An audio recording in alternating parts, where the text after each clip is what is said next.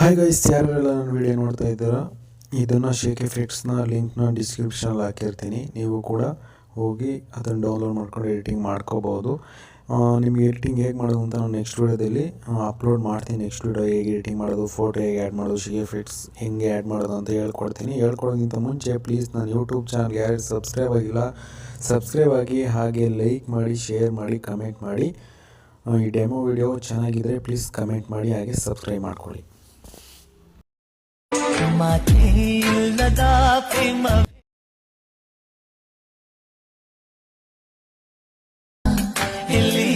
ಪುಸ್ತಕವಮ್ಮ